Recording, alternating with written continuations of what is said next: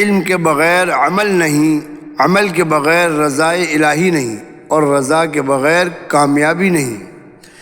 میرے دوستوں، ہم سب جانتے ہیں کہ ہم اللہ کے بندے اور غلام ہیں، اور اللہ ہمارا آقا و معبود ہے، اور یہ بھی جانتے ہیں کہ غلام اپنے آقا کے تابع ہوتا ہے، اس کے ہر حکم کی تابعداری کرتا ہے، اس کے منع کیے گئے کاموں سے رکتا ہے، جن امور سے آقا کو پریشانی ہوتی ہے یا وہ ناخوش ہوتا ہے اس سے بچنے کی کوشش کرتا ہے۔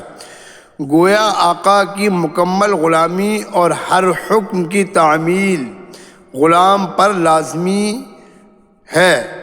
اب سوال یہ ہے کہ ہمیں پتہ کیسے چلے گا کہ ہمارا آقا یعنی اللہ کن کاموں سے خوش ہوتا ہے اور کن کاموں سے ناراض ہوتا ہے؟ اس کا جواب یہ ہے کہ ہمیں ان باتوں کا علم قرآن و حدیث سے ہوگا، رسول اللہ صلی اللہ علیہ وسلم کے اقوال و افعال سے ہوگا، صحابہ کے آثار سے ہوگا۔ چنانچہ گزشتہ تمام باتوں کو بالتفصیل قرآن و حدیث میں بیان کر دیا گیا ہے، اور بعض وہ باتیں اور مسائل جو تھوڑے مشکل ہیں یا جو روز مرہ کثرت سے پیش آتے ہیں، انہیں ہمارے علماء کرام نے بے شمار کتابوں میں وضاحت کے ساتھ بیان کر دیا ہے، اور یہ تمام علوم کئی جلدوں پر مشتمل کتب میں موجود ہیں۔ الغرض ہمیں اپنے آقا یعنی اللہ کے احکام قرآن و حدیث میں ہی ملیں گے، لہذا اللہ کے احکام کو سمجھنے سے پہلے قرآن و حدیث کو سمجھنا ہوگا اور صحابہ کے آثار سے واقف ہونا ہوگا۔ اس کے بغیر صحیح معنوں میں غلام بننا ممکن نہیں۔ زبان سے کہہ دینا کہ میں اللہ اور رسول کا غلام ہوں کافی نہیں ہوتا۔ اس سے پتہ چلا کہ دین و شریعت کا ہر علم ہر مسلمان کے لیے ضروری اور فرض ہے، کیونکہ اس کے بغیر ہم نہ تو صحیح غلام بن سکتے ہیں اور نہ صحیح مسلمان، کیونکہ مسلمان کا مطلب ہی یہ ہے کہ اللہ کی اطاعت و فرما برداری کے لیے انسان اپنے آپ کو مکمل طور پر اللہ کے حوالے کر دے۔ یہ اس وقت تک ممکن ہے کہ جب انسان اللہ کے بتائے ہوئے راستے پر چلے، اور یہ اسی وقت ہو سکتا ہے جب اس کے پاس قرآن مجید، حدیث نبوی اور فقہ کا علم ہوگا۔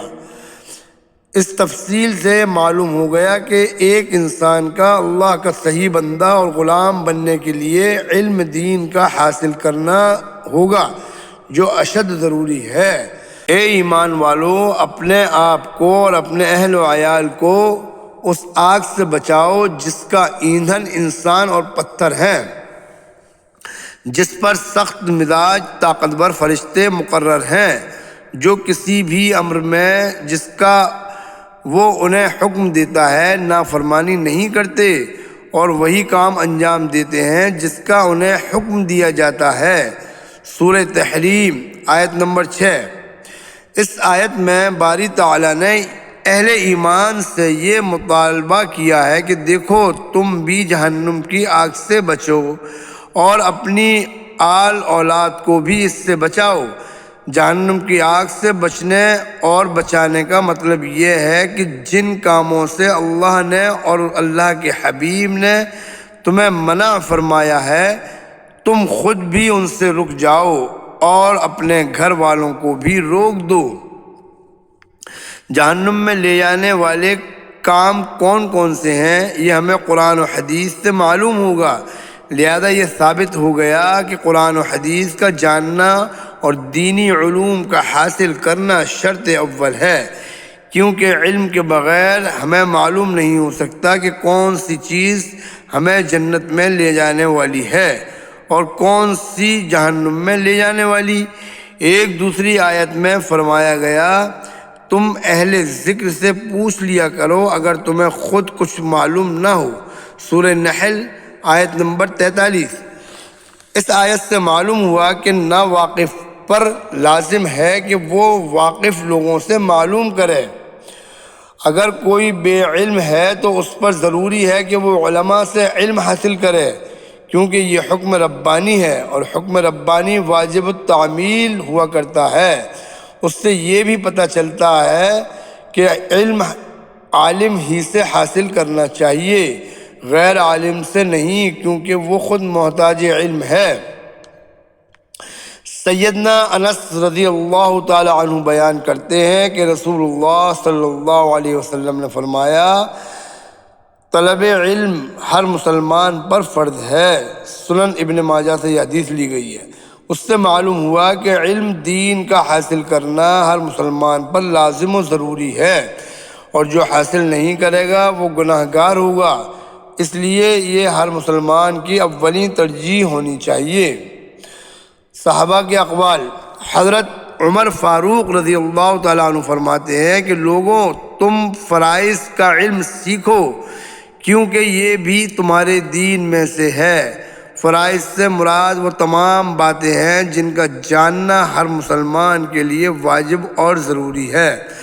حضرت عبداللہ بن مسعود رضی اللہ تعالیٰ عنہ سے روایت ہے کہ آپ فرماتے ہیں کہ اے لوگوں، تم پر علم حاصل کرنا لازم ہے قبل اس کے کہ علم اٹھا لیا جائے۔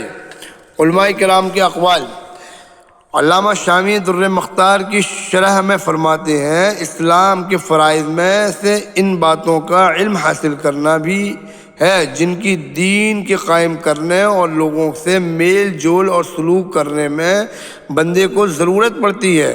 اس کے بعد ہر مکلف مرد و عورت پر وضو، غسل، نماز، روزہ وغیرہ کے مسائل کا جاننا، اور صاحب نصاب کے لیے زکوٰۃ، اور جس پر حج فرض ہوا اس کے لیے حج کے، اور تجارت کرنے والے پر خرید و فروخت کے مسائل کا جاننا فرض ہے۔